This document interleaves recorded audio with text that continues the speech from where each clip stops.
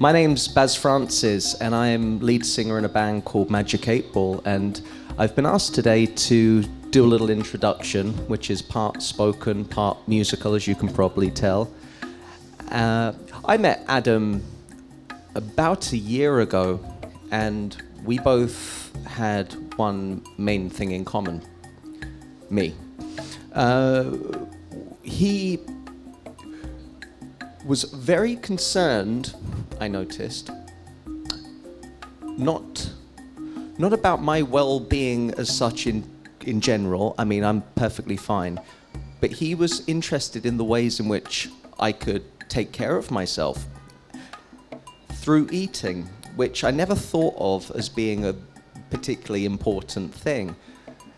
And through the education I've received over the last year, in a large part to do with Adam, I've come to learn some things that have directed me to look forward and never back on certain subjects, whether they be the eating of junk food or the approach of sugars in your diet, and just all these things I hadn't considered before. And I actually feel better for the experience, and I'm grateful to Adam for flagging a few things up and making me realize that you don't need to demonize the things that you enjoy in order to have a healthy diet. So yes, we came together on the subject of me, and then in return him. And whereas my motivation for getting fit was, well, it started out as vanity on my part, Adam's came from a much more deeper rooted and serious reason regarding his family's health. But regardless of how we came to the same point, we did end up at the same point together. And that is one of just feeling better about the way we are through the way we eat. And I think the slogan, intelligent eating, is as good as any to describe what he's going to talk to you about this evening, because I think it makes a lot of sense. And I'm the world's biggest cynic, especially when it comes to hearing about diets. But this was not so much a diet to lose weight, it was a diet to live better. So I am now going to sing you a Magic 8 Ball song upon the request of Adam, and then the man himself is going to come up and talk through his intelligent eating plan. Okay, thank you.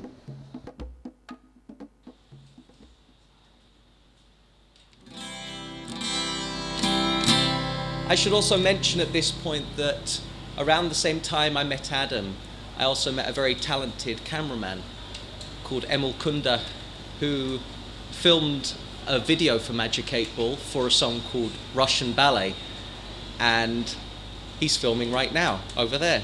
So like-minded people tend to flock to the same place, it would seem. This is a song called Russian Ballet.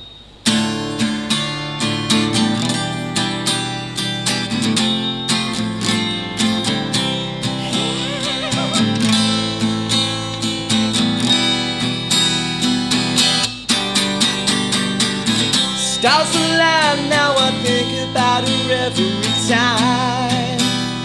I buy my winter clothing at the thrift store in the village where the story began. Right on time when I travel to the Brooklyn line, and following the Indian to where the people go and maybe gather around.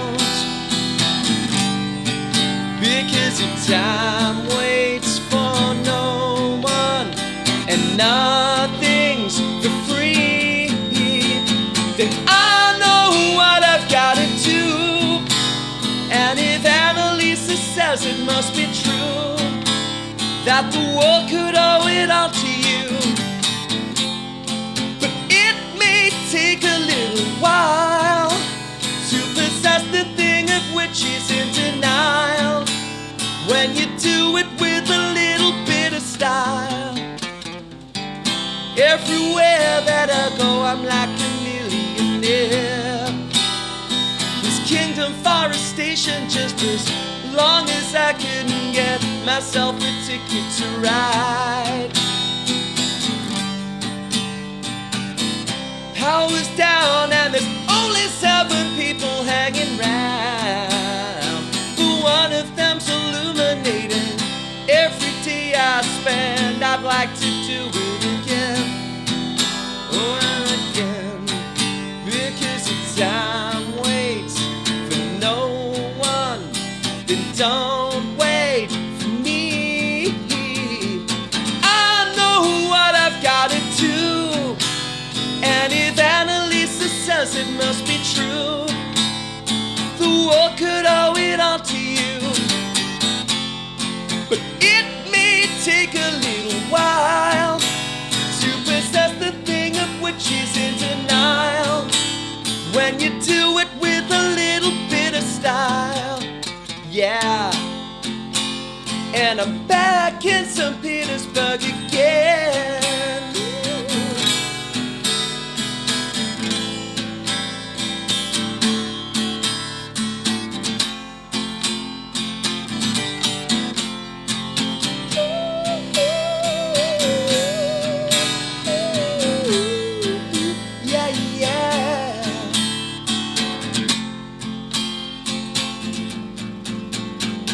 And I know what I've gotta do, and if Annalisa says it must be true, that the world could owe it all to you.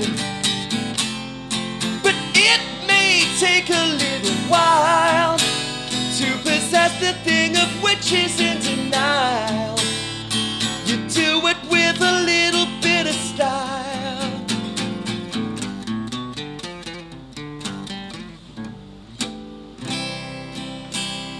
And I'm back in St. Petersburg again.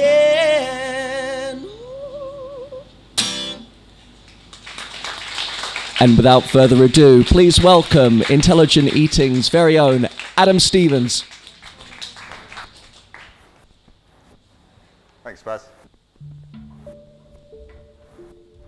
Yeah.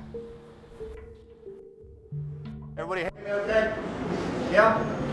Everybody in the back, you can hear me? Yeah, excellent. Okay, that's good. Make sure everybody can hear me. First of all, thanks everybody for coming along this evening. Working? There we go. We'll get there with the sound. Okay.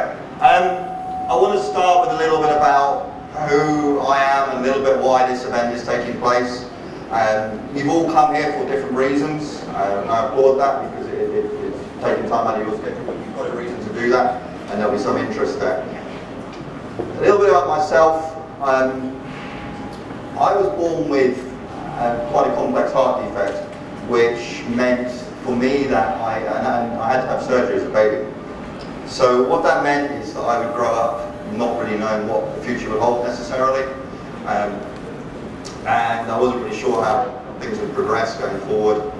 Diet and disease has always been an interest of mine. It's never been something necessarily that I followed the formal education route, although I do have the deepest reverence for those people who are able to go down that route.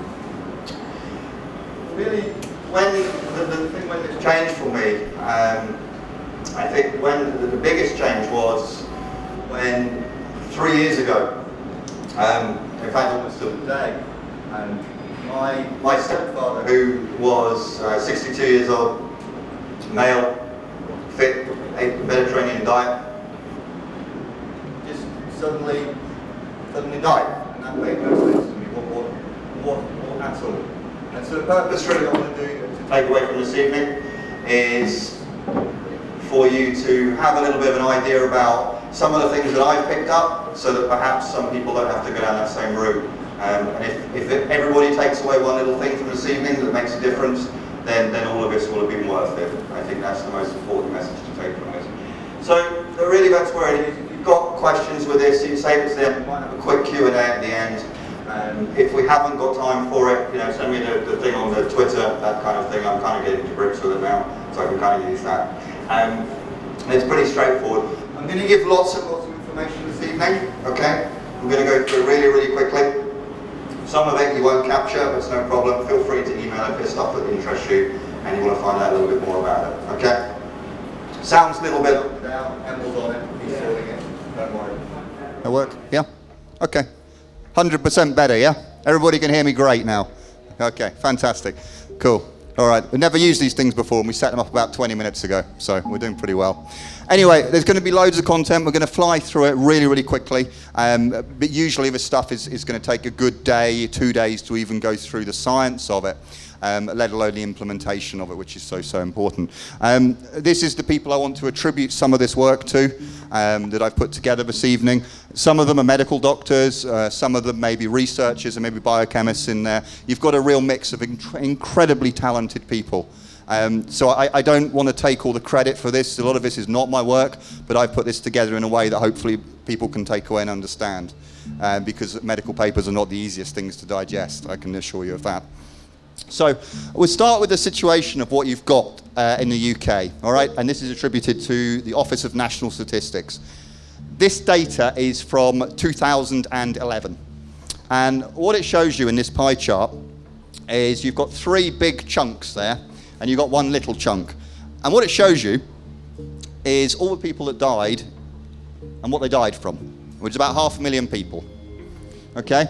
So in the UK, one of the richest countries in the world with supposedly the best, or one of the best healthcare systems in the world, we've got 34% of people are being knocked out by cardiovascular illnesses.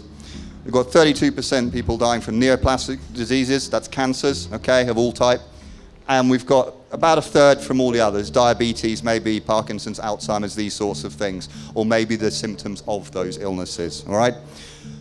I put scary diseases as 1%, if some of you can see that little green slice there. And I put that because what that 1% tends to be is the things that make the news, yeah? So the bird flu, for example, yeah? Or whatever else may have happened. And I think there's a bit of a disconnect there, really, as to what's going on. Because today, so far in London, 65 people have died of cardiovascular disease. But it's pretty unlikely to make the newspapers tomorrow morning, I'm sure you'd agree.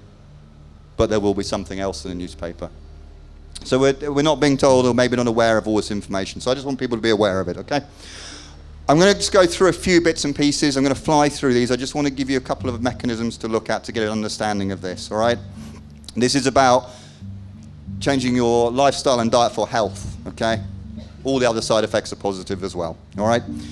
What you've got here is a picture of 2 arteries, okay? The artery on the left is a very clean artery. The artery on the right is probably somebody that hasn't eaten particularly well, maybe has eaten a standard Western diet over many, many decades, and it's a chronic plaque that you can see there. Now, when you've got a clean artery, you're not going to have any symptoms, okay? You're not going to have any shortness of breath or anything like that. When you've got an artery like on the right, it's probably going to give someone a lot of grief. Maybe a lot of shortness of breath, maybe angina, chest pain, these sorts of things, okay? And they're probably going to have medication for it. Most people think when that little hole closes up, that someone's going to have a heart attack and they're going to die. But the reality is, and this is what we're starting to understand really in big studies, is actually that's only about how about 5 to 10% of heart attacks occur. And what I mean by that is that because this happens over such a long period of time, decades, the body's very, very clever, including the heart. And what it does is it builds collaterals. So it builds more veins and arteries around it. So it doesn't matter if this gets blocked off eventually because it's created a new supply of blood. Okay? So what you want to understand is how the other 90% of heart attacks occur, all right? And I'm going to go through this slide, and I'm going to take a few minutes on it because it's probably the most important slide I will show this evening. Because if you can get this, then you'll get everything else with it, because the whole thing is related, all right? So you've got a time lapse going through A, B, and C, okay? So we'll take A. This can be a coronary artery inside somebody's heart. We've all got them, okay? Most of us have 3. Some people will have 4, all right? You've got here what you would describe as a plaque. Now that's inflammation. What is inflammation? It's when the body is, for example, trying to remove something that shouldn't be there. It tends to be a collection of white blood cells, all right? Over that plaque, you've got a little fibrous cap on the top of it, okay? Now, over the years, that cap may become thinner, it may become thicker, that plaque may grow. But what's important with these plaques is these are the ones that might not take decades and decades to appear. They might come about over a year or so, a little bit less time. And the occlusion in the artery, the closure, is only about 30 to 40%. That doesn't give anyone any symptoms. Okay, so there's not going to be any shortness of breath, no angina, unlikely to be on any medications at all. All right? The bad part is that everybody in here over the age of about 10 has got these already, if you've been eating the standard Western diet. Okay? But we've got a kind of rigged group in here being in the Whole Foods, so it may not be exactly the case. All right? We'll move on to B, okay? This is the important part. What's happening here is you can end up with a situation where blood flow just going over that plaque can cause that cap to rupture, okay? It's called vulnerable plaque rupture, all right? That is what causes 90% of heart attacks. And the way, the mechanism in which that takes place is where you see in C, all the gruel, the LDL cholesterol, the fatty substances in there, the white blood cells which try to attack this to try and calm it down, they cause a blockage. It's called a thrombus. That's what's happening. Your body tries to protect yourself. But this process happens over perhaps minutes, perhaps hours, maybe sometimes up to a week, but typically minutes to hours. And when this happens, all of the downstream muscle, if it's in the heart, is immediately deprived of all the oxygen and all the nutrients, and the muscle will die. Okay? That's what causes the heart attacks, all right? So that's a really powerful mechanism. The good news is if you can find a way to strengthen this cap over the plaque, then you need not have a heart attack. And we're going to look at some populations where that is the case, where it simply doesn't have to exist. I'm not talking about cancer here, I'm talking about cardiovascular disease. It's a disease that we don't see in some populations, all right? I'm going to talk to you a little bit about this. This is something called the brachial artery tourniquet test. This is how we prove that certain foods cause damage to the inner lining of the arteries, okay? The inner lining of the arteries is called the endothelium. All right, and I'm not going to go into detail today. There's not enough time to go into that in a talk of this nature. This is a chap called Robert Vogel. He's a cardiologist from Maryland. And what he did is he took two groups of people. He took them to a particular restaurant with arches, which are golden, and he gave one group cornflakes, okay? And he gave one group the hash browns and the sausages, all right? And then what he did with them is he put a blood pressure cuff on them, and he inflated the blood pressure cuff above systolic blood pressure, so it cuts off the flow. And then he could measure the difference with an ultrasound compared to what it was before. And the group that had had the hash browns and the sausages, they couldn't dilate their arteries. They couldn't create what we now know as a gas called nitric oxide, which is the strongest vasodilator in the body. So we know that with every single meal, we can damage the inside of our arteries if we're eating the wrong foods. And this is the paper if you want to look it up. It's pretty straightforward. I think it costs about 20 quid if you want to buy it. And the data is all pretty simple. It's there. This is cohort level study. We're not talking about observational study, all right? And the results show that following the high-fat meal, flow-mediated vasoactivity decreased significantly at 2, 3, 4 hours, differing from the values from people who have eaten the low-fat meal. So we absolutely know that we can injure our arteries if we eat these high-fat meals. And if you do it 3, 4, 5 times a day, as some people do in this country, it's no wonder that we're ending up with the problems that we are. Okay, and that's it on a graphical scale. You can see it's a huge difference there. Huge, huge difference. And it starts to recover, and then people have another high-fat meal as well. So we won't go into a massive definition of that. Just on nitric oxide, it's really, really important, and I just want to make a point of this as to what it is, and it's a gas. It's very, very powerful at dilating your arteries. When you walk up the stairs, all the arteries in your legs dilate, more blood flow. That's a great thing to happen. It also stops prevention of plaque buildup as well, okay? The way nitric oxide is made in the body, you take a raw material, arginine, you put it into the factory, nitric oxide synthase, and you end up with the gas, nitric oxide. That's what the endothelial cells do. Okay, you've got ADMA on the right-hand side, and I'm not going to go into the science or the biochemistry, as there isn't time today, which is asymmetric dimethyl arginine as well. Okay, now that's great, but what can happen is that can interfere with this mechanism. Now you don't need to understand all of that, but what you do need to understand is that there's a very, very powerful enzyme, dimethyl arginine dimethyl amino hydrolase, that can be damaged by certain factors. And those factors are obesity, high blood pressure,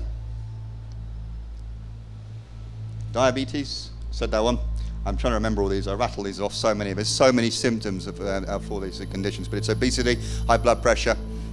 You tend to find there's a collection of these things as well. People who have high levels of blood sugar in there as well. People who have vascular disease, kidney disease, liver disease, all of these sorts of things, and people who smoke tobacco as well. The interesting point to make from this, when you destroy this mechanism, is that all of those, apart from smoking, can be removed or reduced through diet. Okay, so if you do this, you can continue to produce that nitric oxide. And the people who have the highest levels of nitric oxide being produced by the endothelium, they have the lowest incidence of heart attacks. Okay, so there are people out there. These are groups of people: rural Chinese, Papua Highlanders, Central Africans, the Tarahumara Indians, northern Mexico, Hawaiians, and I put an asterisk there because I'm talking about native Hawaiians, not Hawaiians that emigrated from California. There's quite a distinct difference there. And Seventh-day Adventists, interestingly. And those people, they don't get cardiovascular disease. If you were to look at the people there who die from a heart attack, it's 1 in 100,000, autopsy proven. You look at it in the UK, it's 1 in 3. That's a huge difference. That's like 4 or 5 orders of magnitude difference, yeah?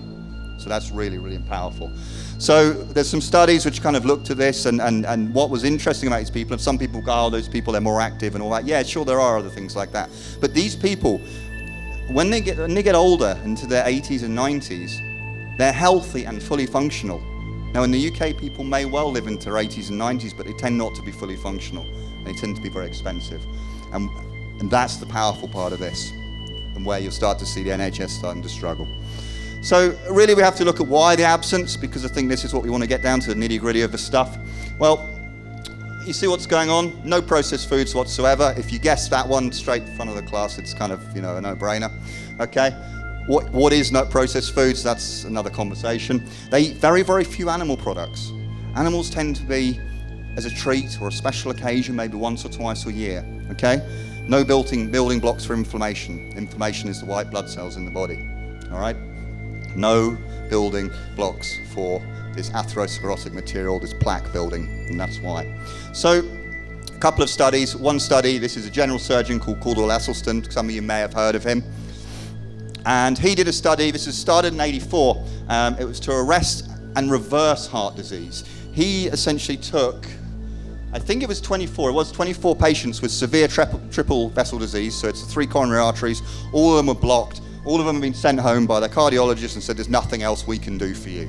Okay? We can't give you a stent, we can't put you on any statin drugs, you're too sick for a bypass. Go and prepare, which is the language they're going to use for. There's nothing we can do. Now, what he did is he took these people and he put them on the same diet as those groups of people that we've shown you before. And prior to this study, those people had 63 cardiac events, ranging from various arrhythmias to heart attacks, to stents, bypasses, all these kind of good stuff, yeah? During and after the study, 0. Okay? And 18 of those people are still here today. That study was done in 1984. Yeah? And there's reversal. Look at this. This is one of the most powerful graphics that you can come out with. This shows here, this is the distal left anterior descending coronary artery. They call it the widowmaker because it supplies blood to the left ventricle, the pumping chamber of your heart. And if that one blocks up, it tends to be slightly more common in men, but the women are catching up as well. In around 40% of the case, first symptom of this is sudden death. Okay, so that's not a particularly nice prospect to have. But the exciting thing about this is when you look at the image on the right, and this is treated through nutrition only, no stents, no other things like that. Only intervention was diet. These people weren't asked to go on any particular exercise program or anything like that. Look what nature has done to that artery. It's completely back as it were. You compare those 2 angiograms, that's incredible. And we can't do that with any medical procedure at this stage. And it's not only the heart as well. And this is another one that I think is becoming more and more relevant. You look at these two images here. This is a chap called Dr. Rick Spollinger, who's from University, I think of Southern Florida, I think. Might be South Florida. And what he did, he looked at 81,000 brain MRIs. of people who were starting to display symptoms of Alzheimer's, people who are around age 50 and people who are around the age of 80. Okay, so it's a big study, and they were reviewed in triplicate as well, so that there was a real good bit of detail in there, so there was no bias or recall, no clinical errors, which do occur. If you look at the brain on the right, through this transverse plane, you can see it has good blood flow. You can see the ventricles there, and it's clearly in the middle. You can see the cortex. If you look at the brain on the left, there's lots of white areas where there's no blood flow, okay? And this is, when you look at this one, it's got 90 little lesions in there. And those are actually, what we now know, those are where people have little tiny strokes. So you remember what was happening in those coronary arteries? They were getting blocked up when the vulnerable plaque ruptures. Same thing happens in the brain. But the difference with the heart and the brain is the brain's got a lot of extra capacity. So people eating the standard Western diet will start to have these things happen at around age 40, 45. But they won't know they've had them because the brain's got so much more capacity. They keep walking, keep talking, doing their jobs. As it goes on, you start to get these sorts of situations. You imagine a nerve trying to transmit through a synapse in the brain, comes into one of these lesions, these scar tissue, which it becomes because it's dead, it bounces off it, tries to go somewhere else, bounces off into another one, and then you end up with people who have dementia and Alzheimer's.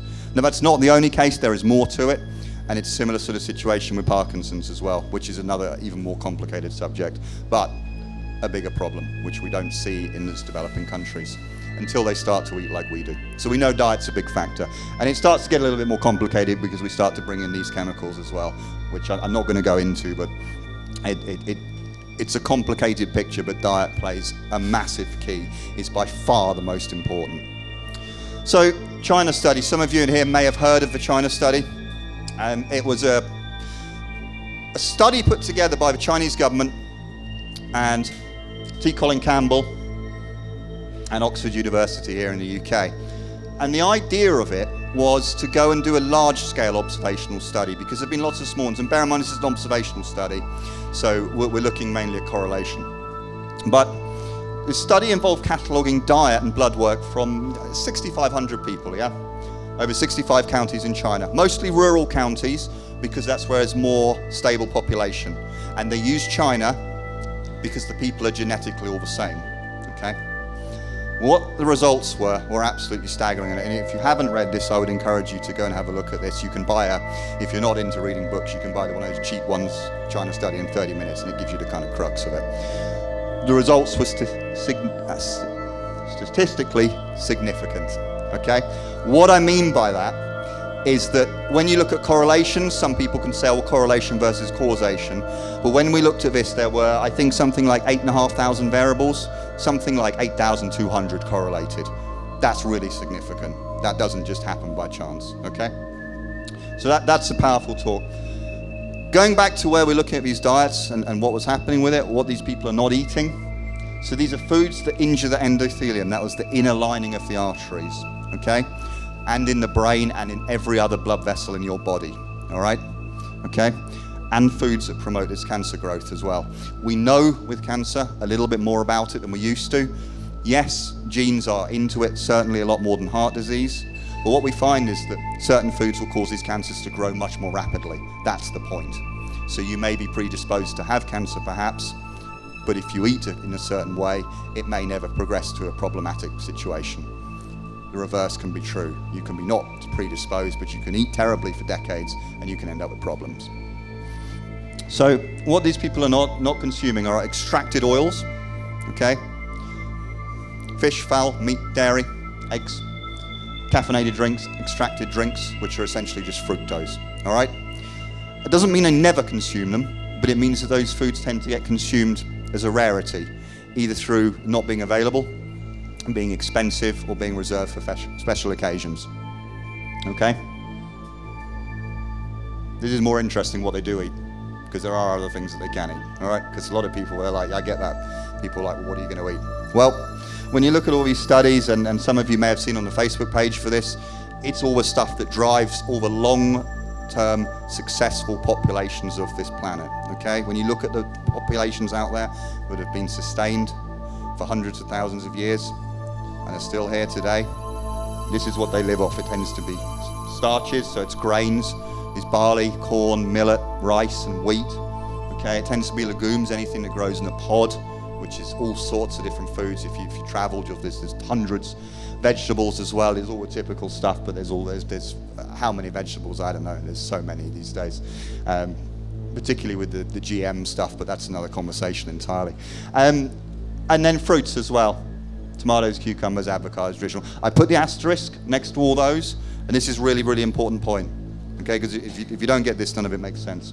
These are whole foods. Okay, and I say this wherever I go, not just because I'm in Whole Foods, but I mean whole foods as in not food-like substances, yeah? So we're talking about eating a strawberry, not strawberry-flavored something, okay? It doesn't work, all right? Nutrition is total. The honest answer to this is we don't fully understand nutrition. It's hundreds of thousands of mechanisms working together. We don't fully understand the mechanisms and how they work. In the same way that we know smoking causes lung cancer, we don't fully understand the mechanisms behind it. And the same is with nutrition.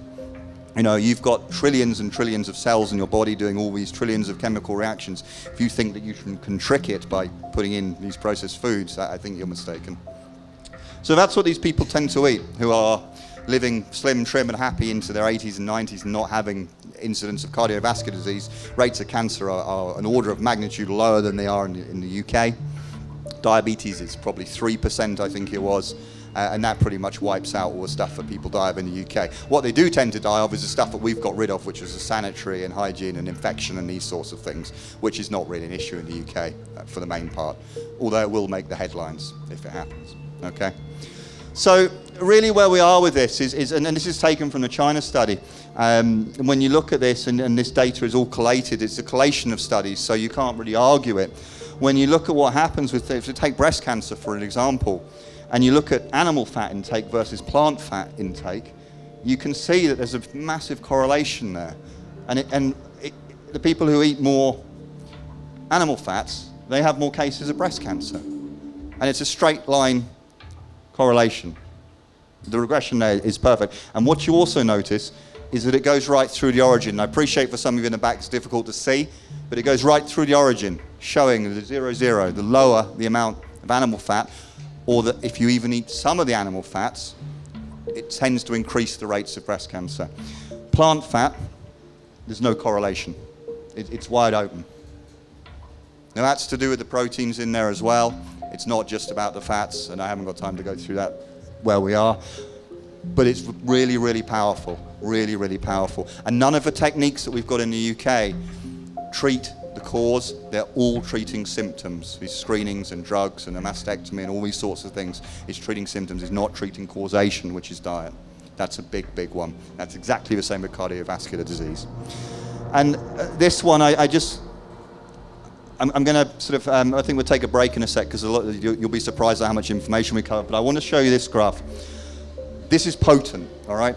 You understand it.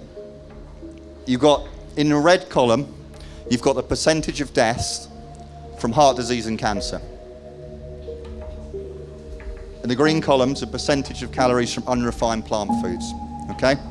And so you've got certain countries on the right where their death rate from those diseases is around 6%, okay? 6% of those people. And if you look at our life expectancy, it's pretty similar to the UK.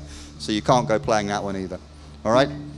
And you start to look at this, look at the perfect inverse correlation you've got there, all right? And the biggest difference between this, and yes, there's all the environmental factors and the exercise and all that kind of thing, but by far the biggest, we now know, is from diet. And this is from the World Health Organization. We sit around 66% in the UK. So what you eat can dictate really where you want to sit on this graph. And that is such a powerful thing to understand. These countries like Hungary, USA, they're right up there as well. Right up there. Very, very powerful.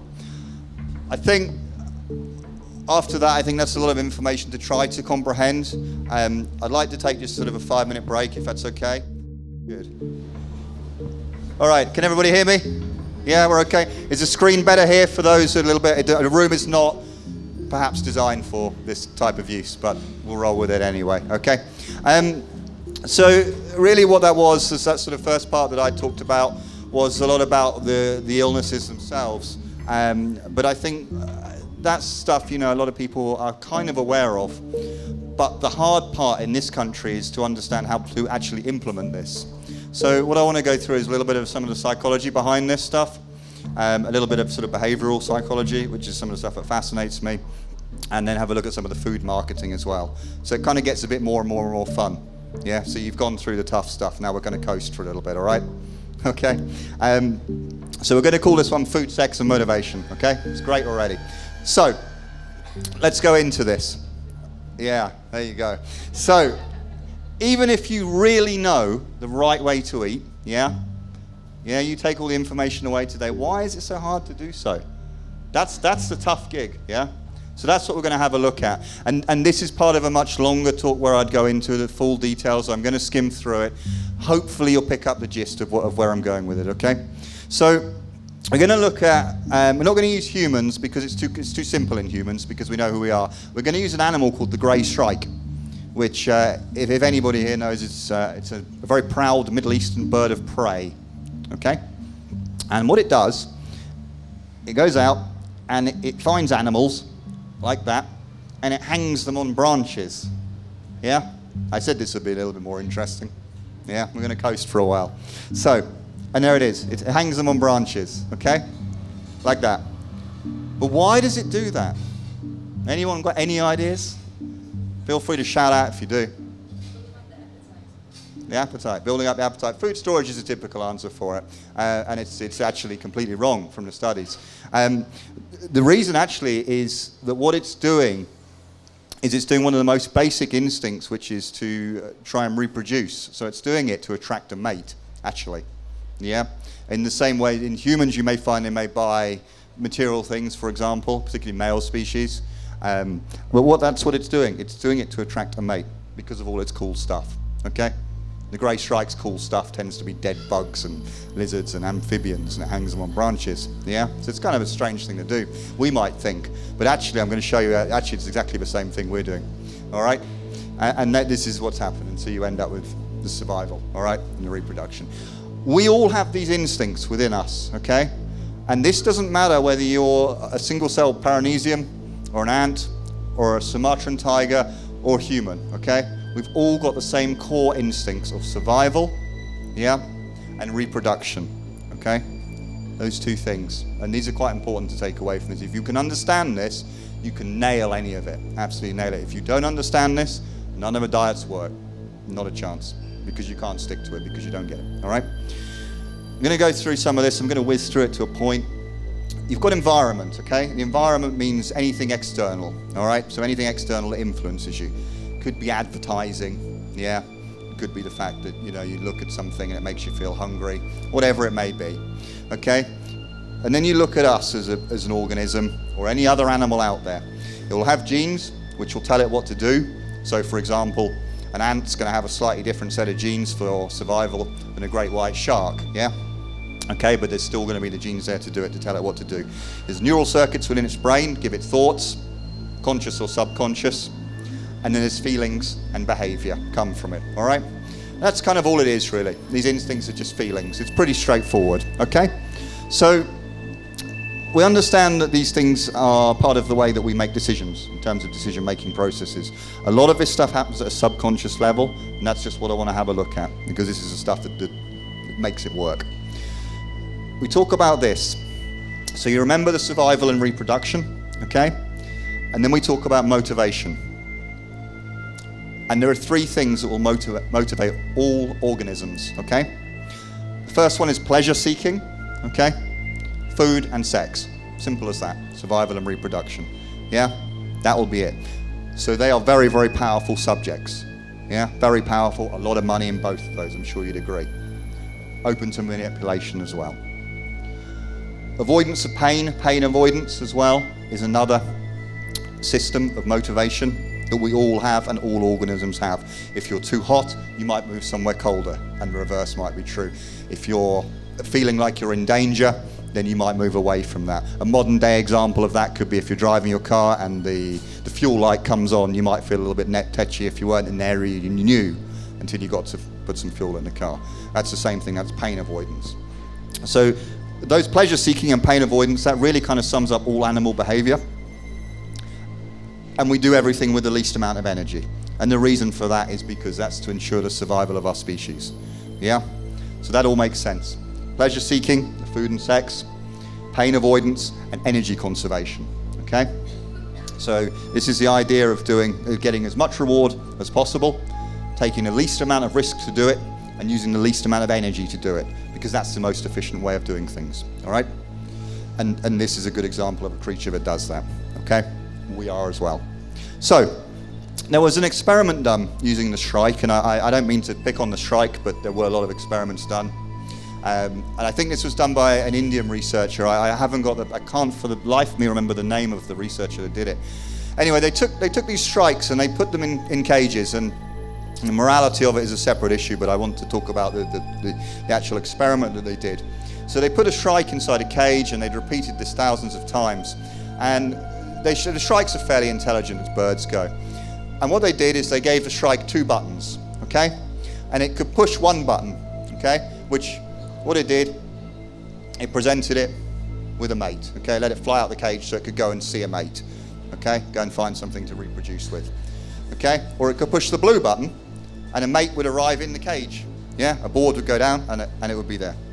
So which button do you think the shrike would push every single time after it learned what it could do? It's going to be the blue one, yeah?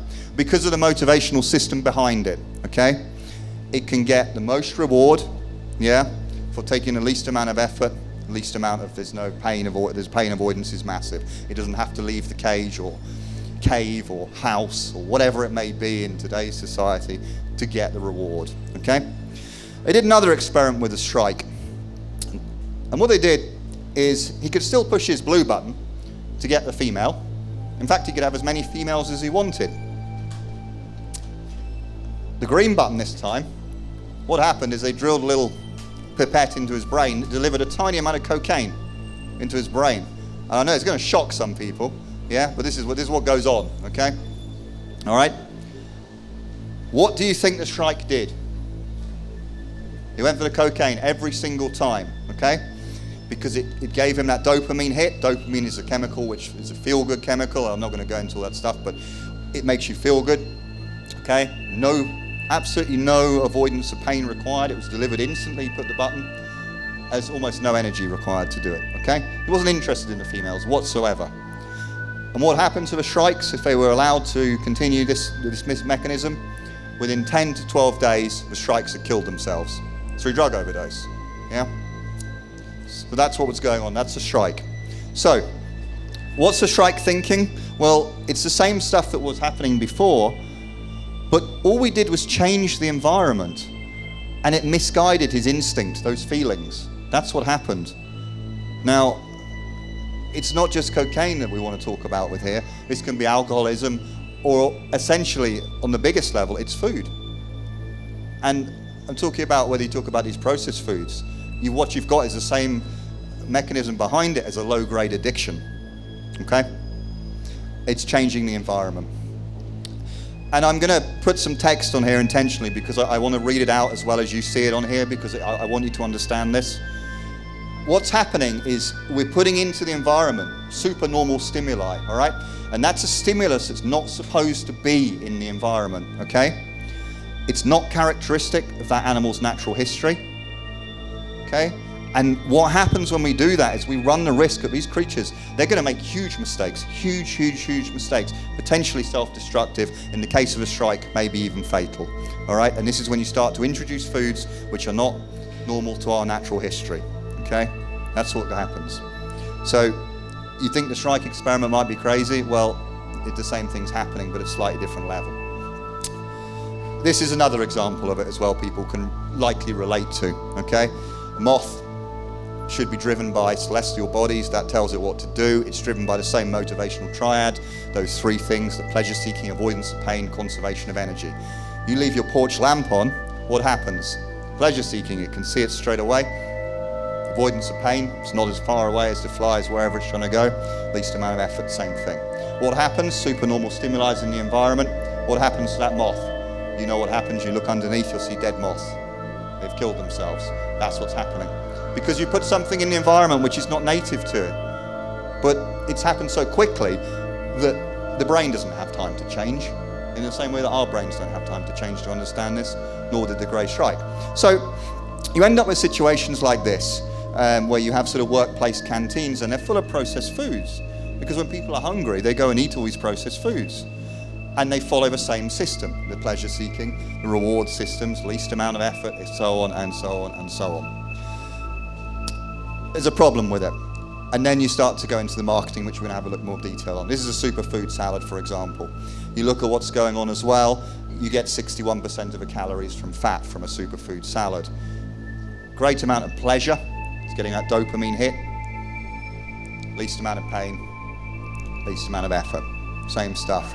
And then you end up with a situation like this, where you end up with people with shopping baskets full of these foods, which are not characteristic of our natural history at all. You don't find stuff like this growing in the wild. What happens to these foods is we make them so artificially dense in calories, which I'm going to come on to, that people have to overeat on these foods just to feel full. And that's a really, really big problem. And so it's not that people are lazy or anything like that when you come on and talk about weight control. It's not that at all. It's their mechanisms of satiation are being fooled. That's what's happening. So I want to just talk about this, and I give credit to Doug Lyle, who some of you may have read the book, The Pleasure Trap, or if you haven't read the book, you may have looked at it on YouTube. And he sums this up very well. And I've kind of put the slide myself. It's not great, but you'll kind of get the idea as we go through it. I want to sort of time lapse it. And so certain foods give us low and medium and high amounts of pleasure, okay? If you're hungry and you go and look at somewhere where maybe they're selling something which is dense in calories, maybe a burger or something like that, okay, you eat it, it's going to give you a high pleasure sensation. Your brain's going to tell you you're doing the right things, okay? Alternatively, you look at the foods with the least amount of calorie density, sort of green vegetables, for example, maybe they're not so appealing, yeah? That's designed. That's what's supposed to happen. That's what's kept us alive and made us successful as a species. We're designed to seek out these foods that are so dense in calories. So when you look at people that eat in this first stage here, that I put with this sort of one there, and they eat these whole natural foods, these grains and legumes and fruits and vegetables, they get a normal sense of pleasure from them, which is great. But over time, what happens is people get used to those things, and they go to this point where they start to introduce higher and higher and more rich foods into their diet. But those foods become normal to these people. And so you get into this situation where, because people are eating outside their natural boundaries, really what they should be eating, they've become completely used to these foods tasting normal, all right? This is called neural adaptation. It's the same if you go to a swimming pool and you put your toe in the water, it feels cold. By the time you've been in the pool for a few minutes, it doesn't feel cold. Or you walk into Costa and it smells very strong of coffee. After 5 minutes, if someone said, "Can you smell coffee?" you'd probably say no, all right? This is perception essentially going on. That's what it is. This third stage you've got here is where people get in problems, okay? This is where people are so used to eating these foods which are so dense in calories, when they try to eat something which is not so dense in calories, it tastes like crap, okay? And that's a big problem. And because people get stuck here, and this is where all the diets are and all these things start to prey on. But also what happens here is when people eat there like that for decades, that's where the diseases of affluence are. These heart attacks, the strokes, the cancers, the diabetes, the list goes on, yeah? Okay. And that's where you can get exploited by these fad diets and blah, blah, blah, and so on, all right?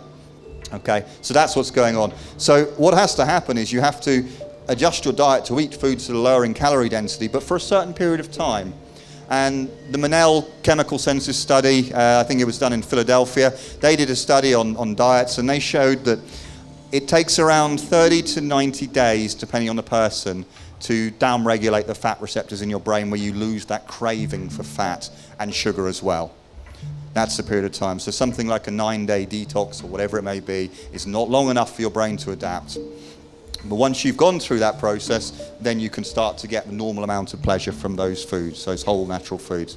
That process most people can't go through. They find it too difficult, either because of external factors like food marketing, for example, or because they don't understand this mechanism. But if you understand this mechanism, then you can beat it. And you go back to this puzzle, even knowing the right way to eat. Why is it so hard? Well, it's for these reasons. When you do the wrong thing, because of the way we're built and that motivational system, when you eat the wrong foods that are so dense in calories, it feels right. Your brain's telling you you're doing everything right. When you do the right thing, you start to eat the foods lower in calorie density, they don't taste so good. It feels wrong. And that's where we have these problems, yeah? So there's ways around that. You can speed up the process. There are processes. There's a lot of science in fasting, for example. But I'm talking about water fasting, not juicing or whatever for periods of time. That can help, because when people have... Well, one of the quickest ways, and the point I'm making there, is one of the quickest ways to resensitize any organism is with deprivation. So if you take away any of these foods for a certain period of time and just put somebody on, for example, they have a lot of work done in the States, not so much in this country, putting people on a water diet for 3 to 5 days, they tend to find that afterwards they're very content to go back and live on these whole natural foods. And actually, like the foods that are very high in calorie dense and processed foods, they taste terrible. So acquired taste is actually, it's very true.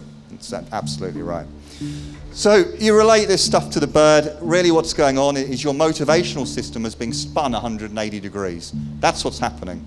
Yeah? Feels right, doing the wrong thing, and so on. Okay? Every instinct is telling you to seek the most pleasure for the least pain and least amount of effort. All right? That's the food, it's drug addiction, alcoholism, whatever it may be. Okay? In the modern environment, your guidance system is being fooled.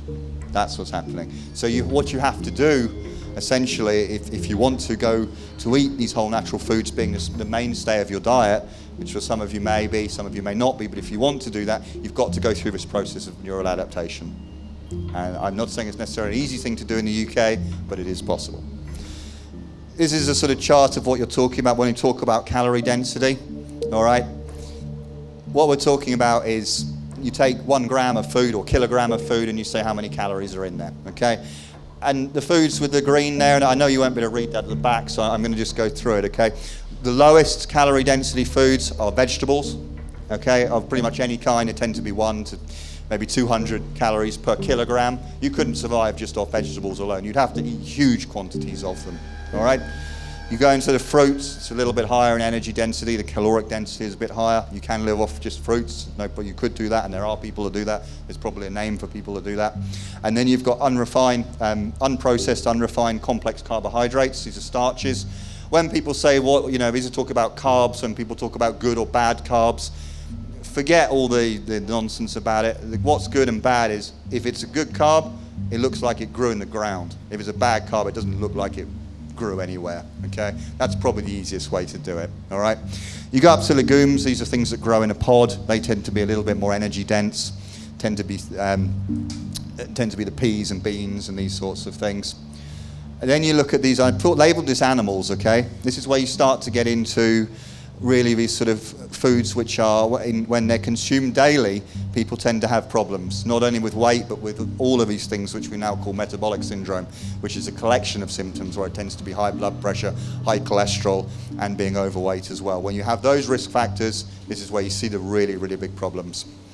And that's all animal products. I'm not talking about just red meat or anything like that. I'm talking about all animals, okay? They tend to be at that sort of level. Then you get the processed complex carbohydrates like bread. Bread is very energy dense as a food, among containing many other things which perhaps shouldn't do. Some food bread is better than others, but most tends to be very, very high in salt as well. Then you go up to your junk food, a little bit higher, 5,000 calories. So we're looking at foods which are an order of magnitude. That means they're more than 10 times more energy dense. So if you were to eat 100 grams of vegetables, you'd only have to eat 10 grams of junk food to get the same amount of energy. And that's a very difficult thing to do. And then you're going on to nuts and seeds. People rave on about, should I eat nuts and seeds, and are they good for you? The answer is, yeah, they are good for you because they're very good sources of certain fats. But I look at it in this way. When you talk about the energy density of these and the caloric density of these nuts and seeds, it's really high. It's 6,000 calories per kilogram. That's massive. And it's designed to be that way because it's designed to sustain life, and it's giving whatever it may be growing all the nutrition it needs for a certain period of time.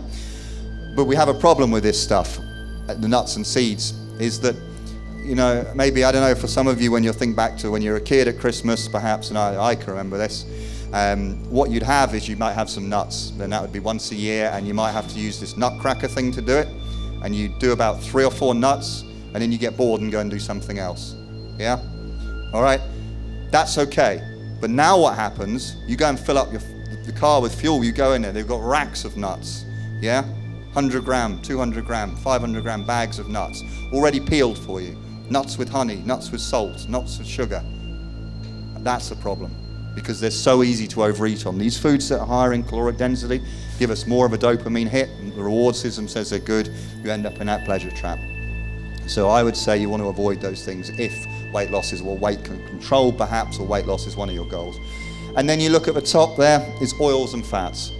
There you go, a whopping, I think it's close to 9,000 calories per kilogram. And I know you're not going to eat or drink a kilogram of oil, I get that. But if you look at a tablespoon of something like olive oil, it's 120 calories right there. That's huge.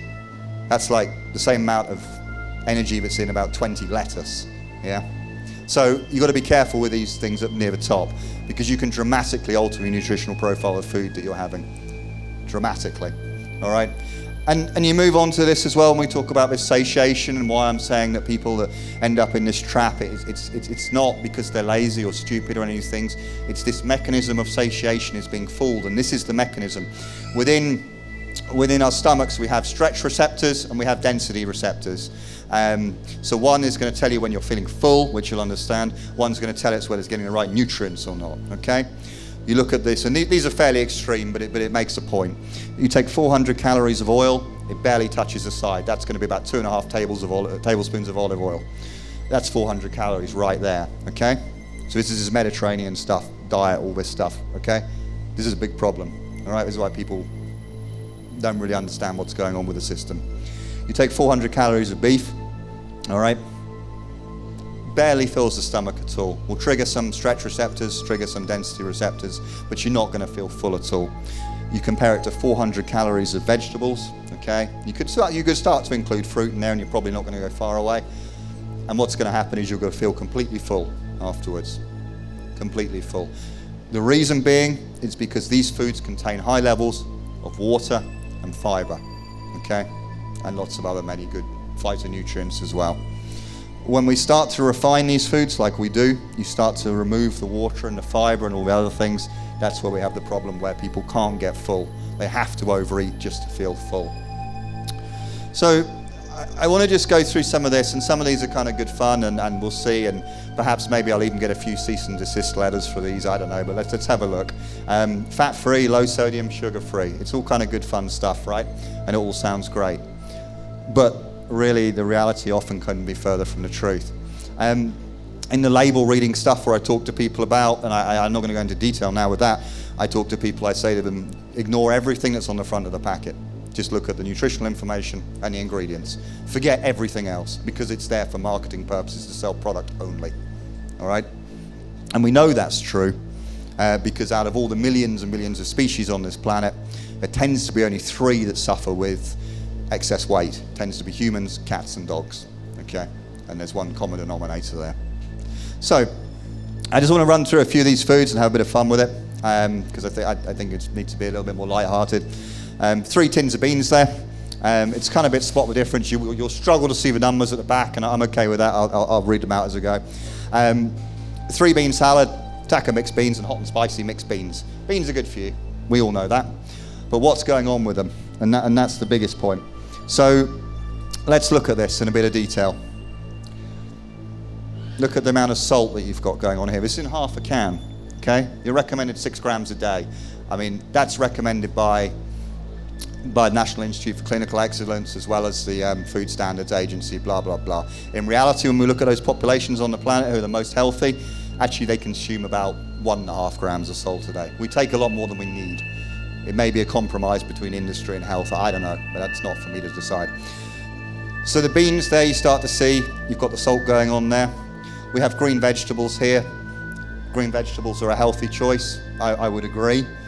However, those of you at the front and those of you who may be a bit more savvy with the shopping will spot there that it says tender petit pois, runner beans and green beans in a rich parsley, mint and chive butter. Okay, you remember where butter was on caloric density, oils and fats right at the top, yeah? So you look at the nutritional information on this, and I'll blow it up again for you. You look at that, that's in half a pack. This is a tiny pack, half of that. And you're getting there 8 grams of fat, just like that, from something which is deemed essentially an incredibly healthy product. So you've got to be careful with these things. Another one as well, is a product that many of us will have grown up in the UK to be quite friendly marketed and happy with. And I think it is, it's fine, but I think you just need to be aware of what's in these things. If you look at it per 250 milligram serving, the amount of energy is 100 calories, which is okay. But of that, where it's coming from 26 grams of sugar, and nothing but sugar. There's no fiber in there whatsoever. There's no fats, good or bad, in there. Yeah? Yes, you're getting some vitamin C.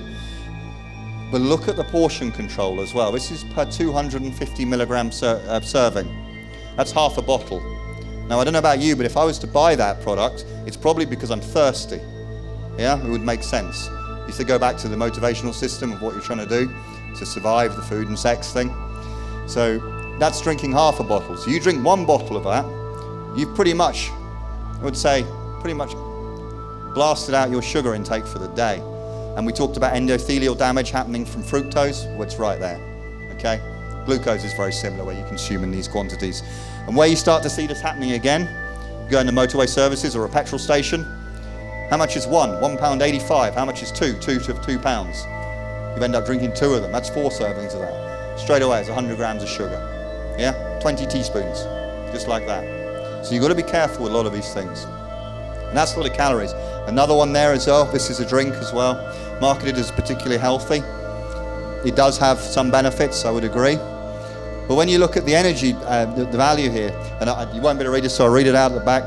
Typical values per 100 grams now, you're looking around 12 grams of sugar. But the bottle isn't 100 grams or 100 milliliters, sorry. The density is about 1 to 1, so it is the same. When you look at this, per 100 milliliters, what's the bottle? It's 450. So you're getting 4.5 times that. You're not going to drink that over 4.5 sessions. I wouldn't imagine so anyway. It would be a very strange thing to do. I'd imagine you guzzle that in about 5 or 6 seconds if you're thirsty. It's incredible.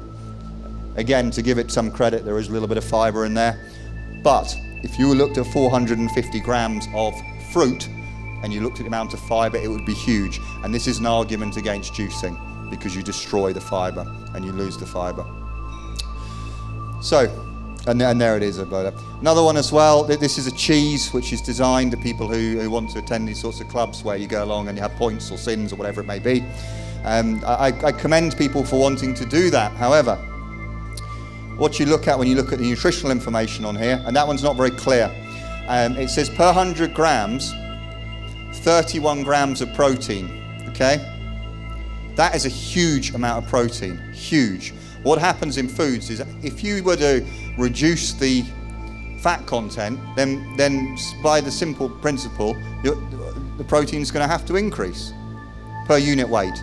So you're now talking about a food which is incredibly high in animal protein, and this is protein from milk, and it's made up, the milk protein is 85% casein, which we know there are strong links with breast cancer, okay?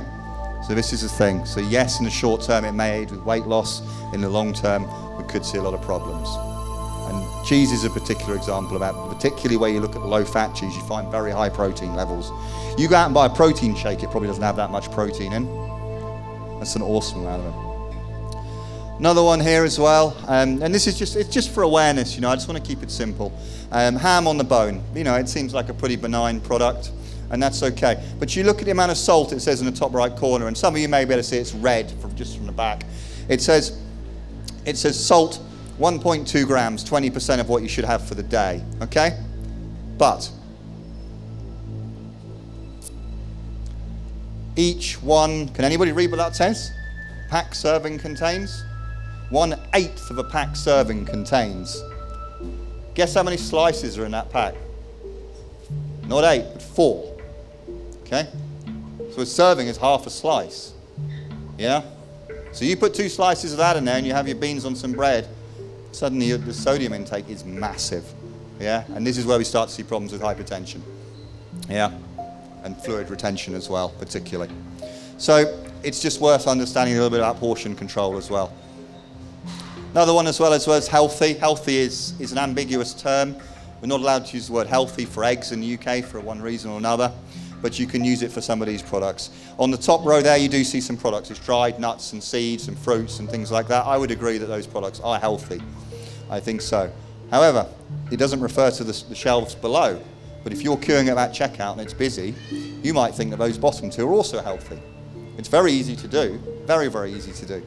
But you've got popcorn, snacks, I don't know what the other ones, sour cream and something curls are, I have no idea.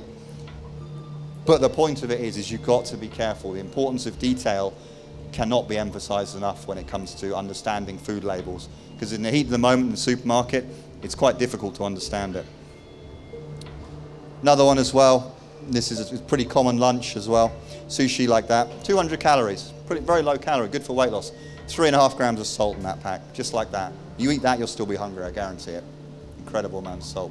You wonder why you're thirsty all afternoon. Move on to some stuff like this. A lot of people are sort of, anti-eating meat and all that kind of stuff, and I kind of get that. That's fine. So there's a bit of a vegetarian movement going on. You'll see more and more so over time for various reasons. And it can be good, certainly. But again, you've got to be careful. So you've got meat-free aubergine and pepper and pasta melts. Sounds great, okay. But when you go on to look at the nutritional information, and I appreciate, I'll read this out to you. Per oven-baked melt, 305 calories, okay. Not particularly high necessarily, but when you look at the fat content, it's almost 20 grams in each single one. If you simply had a hamburger, you'd get half the amount, okay? So you're doubling your fat content. Why? Because it says it has cheese sauce, contains whipping cream, milk, full fat soft cheese, mature cheddar cheese, and butter, yeah? So you've got to be careful with some of these products out there. You've got to start to look at this. The front is designed to sell the product to you. Only the nutritional information and ingredients have to adhere to any guidelines as such. Another one as well is hummus. People sort of think of hummus as being a very healthy food. And it is when you tend to make hummus yourself. But the store-bought hummus, it's something slightly different. What you're looking at there, extra virgin olive oil hummus. Whether it's extra virgin oil or whatever you want to call it, or any type of oil, it could be the cheapest sunflower oil. It's still 9,000 calories per kilogram. Doesn't matter what type of oil it is, all right? So you look at the nutritional information, you look at that per half a pot, 355 calories, fine, but the amount of fat, 31 grams of fat. That's a massive amount of fat. And this is by weight, so if you were to take that pot of hummus, a third of it is nothing but oil. That's what it is, which is very far away from what hummus originally set out to be, which is chickpeas, a little bit of water perhaps, some spices, lemon juice, and a little bit of oil for preservation. Now the oil is the major ingredient, certainly in terms of calories. If you look at the ingredients, cooked chickpeas are 42%, rapeseed oil is the second ingredient, more than water. And chickpeas are full of water. So that tells you immediately there's a lot going on. So hummus is probably one that you're probably best to buy at home, to make at home, and be a little bit more cautious of. I want to go on, some of these get a little bit more blatant than these, but a lot of people won't see this stuff until you point it out. And you'll notice this. One thing you will take away from this, if you don't take much else away, is you will notice all of this stuff everywhere now. Everywhere. What does this do on here? These Weetabix, high fiber, whole grain, low salt. Those things are true about the product. Absolutely, I would agree with that. However, when you look on the back of the product, it says fuel your day, fuel, fuel, fuel. It actually says fuel 16 times, I think I counted, on the back of there. That's giving you a message, I would say. I don't know what the message is supposed to be, but you can interpret it, but it's supposed to fuel you. It also says this on the inside of the front label. Now, it also says, enjoy me as a snack. It's a hypnotic command. You might read it, process it, not take it in the first time, but then you find yourself having a bowl of cereal at a time that you wouldn't normally be doing so. Perhaps could be why. And it gets a bit more blatant when it's talking about shelf space. It actually says on the side of it, pick me. It's a command. That's how blatant these things are, okay? So you've got to be really, really aware of marketing messages out there, yeah? This is nutritional information about foods that you can go and look at nutritional information of. When you go to a restaurant, it's a lot worse than this when you talk about the fats and oils and salts, because those are the things that give you the dopamine rewards, why they taste so good. Most restaurants exist for profit if they're a business, and so they'll try to sell more product. But you won't get nutritional information very often in a restaurant. But if you do ask, or it is printed on the menu, very often you'll be staggered. The amount of cake, it can be huge. And I put this in here because I just want to give you an idea of what's going on. A lot of people sort of think, oh, there's huge amounts of choice in food and things like that. But the reality probably couldn't be further from the truth. Really, you've only got about 7, 8 companies there with all the different brands underneath them. You know, so when people talk about buying from local and things like that, and I would say Whole Foods is actually an exception to this, but when you look at the bulk of these things and they talk about all these sorts of different products you can get and freedom of choice and all that, the reality of it is it's probably not the same thing. It's probably the same company at the top doing that. But that goes away from the message I want to give. But I just want to give you an idea of the fact that there are mechanisms out there in which you're being sold the product rather than choosing the product. Okay? With all of this, if I'm going to stand up in front of anybody and have this conversation, you know, whether I'm any good at talking in front of people or not is for you to judge. But what I do want to show you is what I've described as my proof of concept, which is where I changed my diet to do this, okay? First of all, out of a fear of these diseases, but over time because of how much better you feel. That's the truth of it. You feel so good that you would not go back to eating the stuff that you used to eat before. And so what I did is I did this over a year, but we can now do this more quickly if actually I just simply didn't get the blood test done more quickly. I took one biomarker. It's a very powerful biomarker, and it's cholesterol. All right. Most people are aware of the word. Whether they're aware of what it is or not is beyond the scope of today. But it's a powerful marker of many, many diseases. Certainly correlates with many diseases. The raw data is pretty simple like this. You've got total cholesterol in the blood.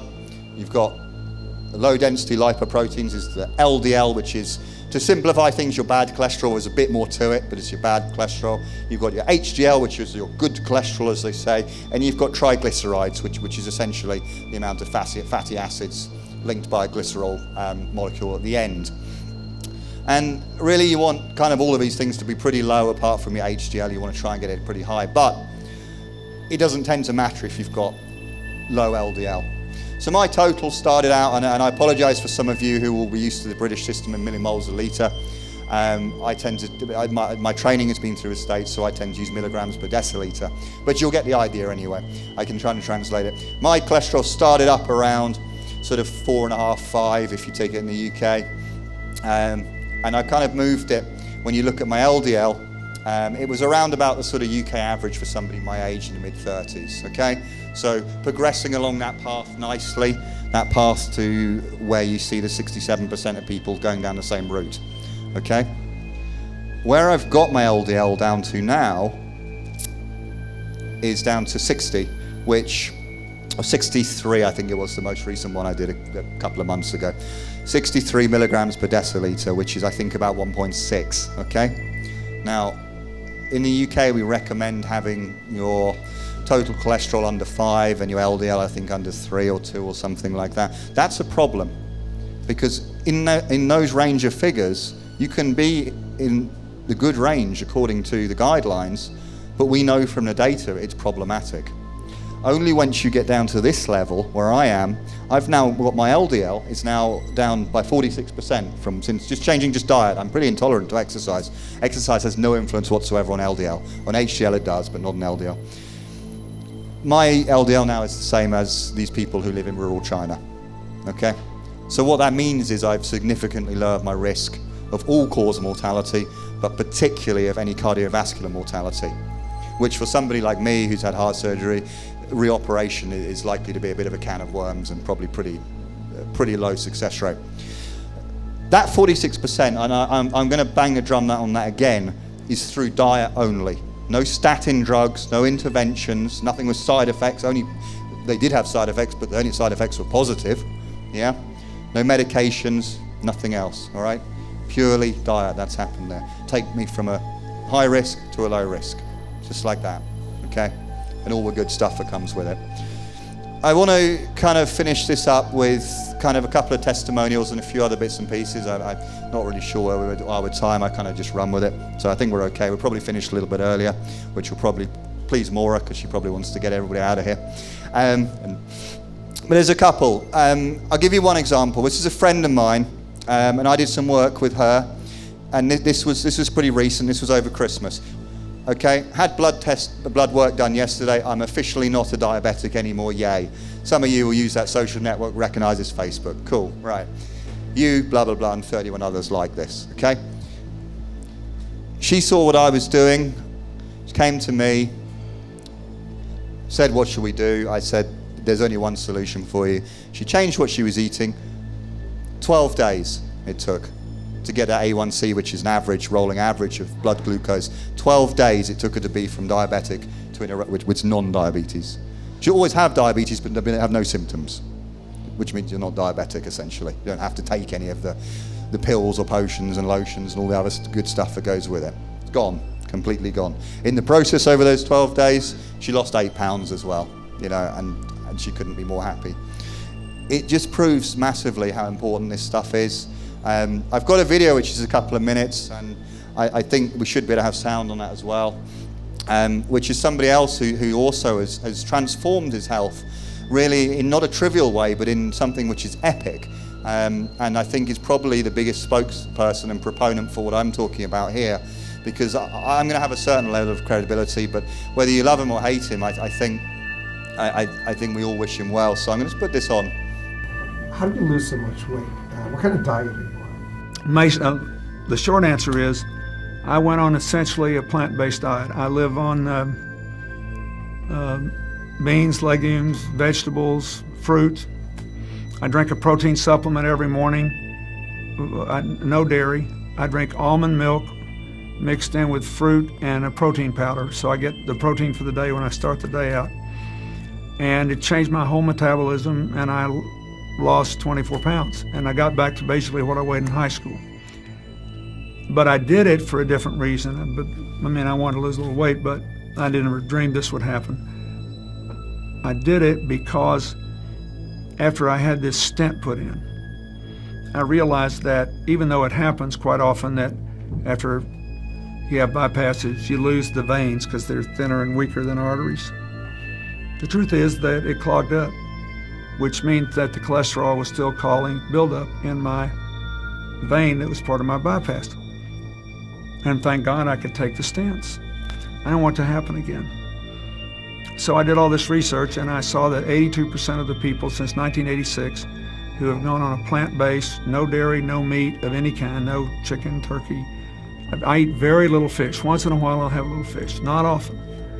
If you can do it, 82% of the people who've done that have begun to heal themselves. Their arterial blockage cleans up. The calcium deposit around their heart breaks up. This movement has been led by a doctor named Caldwell Esselstyn at the Cleveland Clinic, Dean Ornish, whom you know, out in California, the doctors Campbell, father and son, who wrote the China study, and a handful of others. But we now have 25 years of evidence. And so I thought, well, since I need to lose a little weight for Chelsea's wedding, I'll become part of this experiment. I'll see if I can be one of those that can have a self-clearing mechanism. We'll see. I hope you're healthy for many years and get to see grandchildren for many years. Me too. Come. That's really the big deal. You know, Hillary and I, we're happy. We love our son-in-law and we admire him, and we'd like to be around. If there's grandkids, we want to be there to do our part. Mr. President, good luck. Thank you. Thanks for what you're doing. Okay, so I think that's good. That was done quite a few years ago now, and some of you may well remember when he was rushed into New York Presbyterian Hospital and he had the operation, yeah? So the operation was to treat the symptoms, not the cause. They gave him the bypass and the stents, all those things, but because he didn't treat the cause at the time, those things came back. Yeah, the progression was loud. He treated the cause, and that's the message you want to take away from that. When you think back to those angiograms that we looked at showing the reversal, that's what's going on. And you could bet you anything that's the same thing's happened to Clinton as well. I want to kind of finish with this, and I think we've probably got a bit of time maybe for another tune from Baz and maybe some questions if people have got them. This is really what we're looking to achieve. Okay, it's called squaring the curve, and I'll just explain what this means. I'm trying to remember the source of this particular one. I can't quite remember the name. But what it was a study done of Seventh-day Adventists, but a big study. Some of it observational, some of it clinical, mixture of both. Put it together, it's a pretty high level on the standard of evidence. And what you find is on the left-hand side, you've got whether people survive or not, and then you've got along the bottom, you've got how long they live.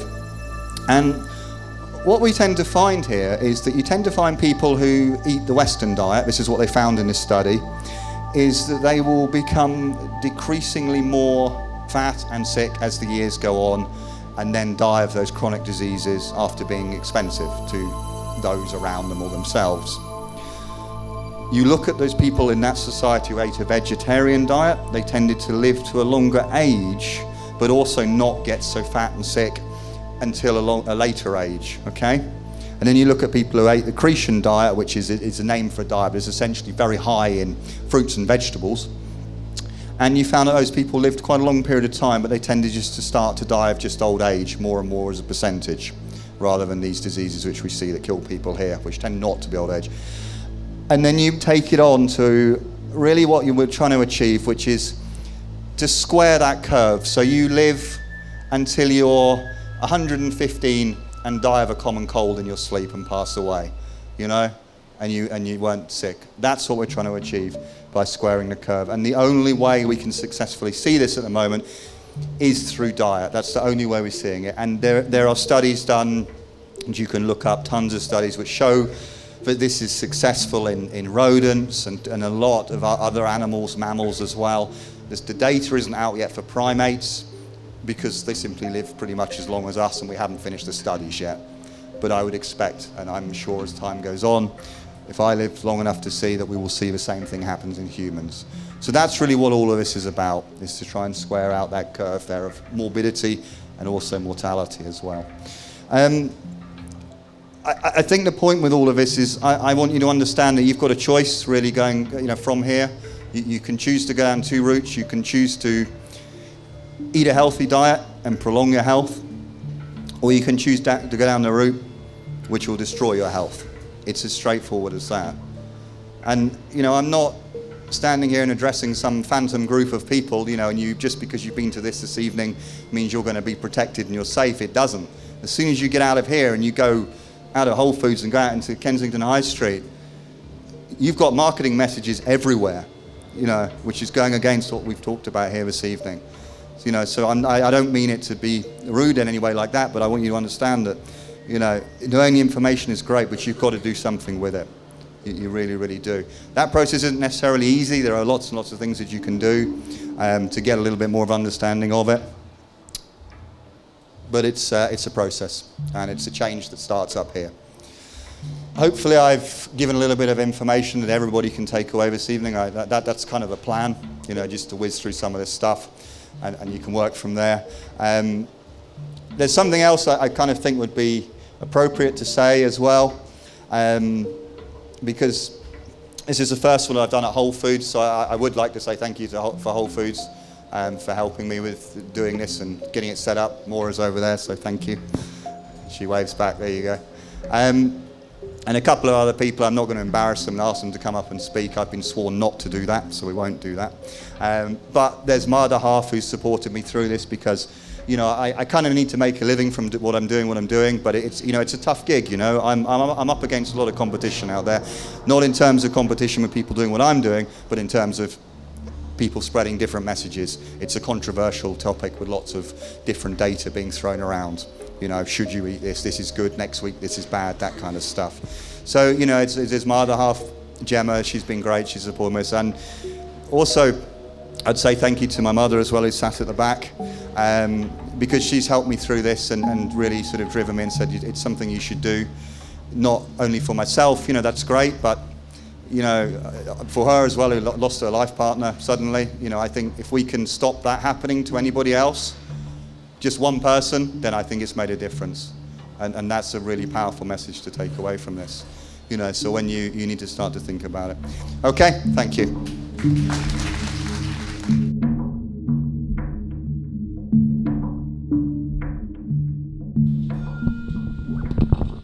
I should just make an announcement. Intelligent Eating and Whole Foods Incorporated have asked me to point out the following disclaimer. If you follow this diet, you will not end up looking like this. There seems to have been some confusion that I am in some way a spokesperson for the image change you will go through, probably. I'm going to do one more song for you. This is called Love Makes You Do Some Funny Things.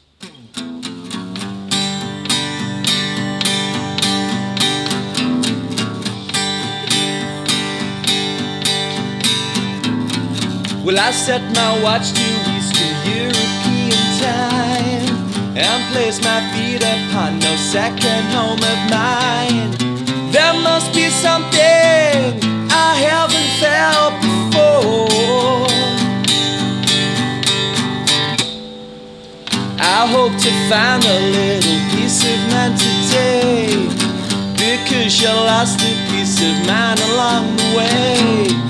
There must be something I haven't felt before, because no one makes the sun hide like you do. But you don't know that no one makes the sun hide like you do.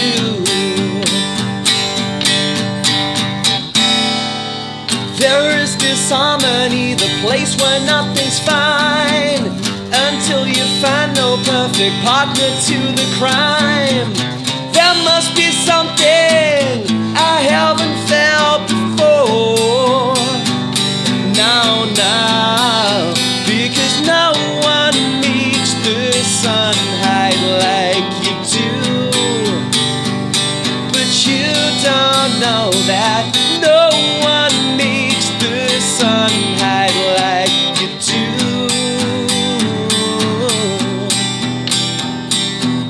I guess I stand to prove it.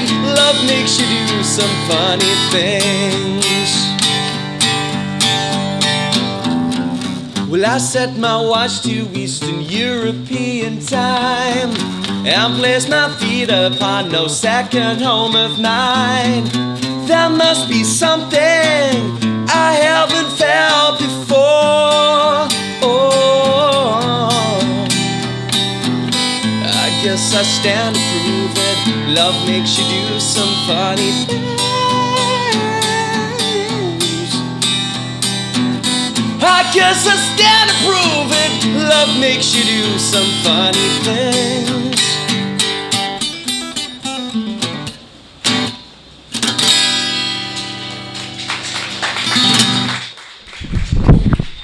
Thank you very much. And one more time for Mr. Adam Stevens. And I believe he's going to take the floor to answer any questions. Yeah, if anybody has got any questions that they sort of want to ask, I'm happy to do that now for a couple of minutes. Just I wanted to ask if the nuts, they without salt and without all that stuff, they put just plain nuts. If you eat every day a little amount, it's bad or With not? the nuts? Nuts. No, I don't think it's. Sorry. So the question is, if you eat little quantity of nuts each day, is it bad? And the answer is no, absolutely not. But the problem then starts to come into the pleasure trap. Is it possible to eat a small amount of nuts each day? For some people, the answer is yes. Some people, the answer is no. I would recommend, if one of your goals is weight loss, I would say no, avoid nuts and seeds because they are so calorically dense. But there are exceptionally good sources of certain fats, particularly omega-3 and omega-6. Omega-3, the ratio to omega-6 in a lot of nuts and seeds, particularly flax seeds, walnuts, Brazil nuts, is extremely healthy. It's a very, very good source of those healthy fats, I would say. So the answer is, if you can do it, only eat a few nuts each day, then yeah, absolutely. I think it's a very sensible thing to do. Yeah. Just in the morning. Yeah, okay. Yeah, no, I think it's a good question. Are they ground flax seeds? Are they ground? Yeah. Tend to find if they're not ground flax seeds, they just tend to come out the other end and we don't absorb anything.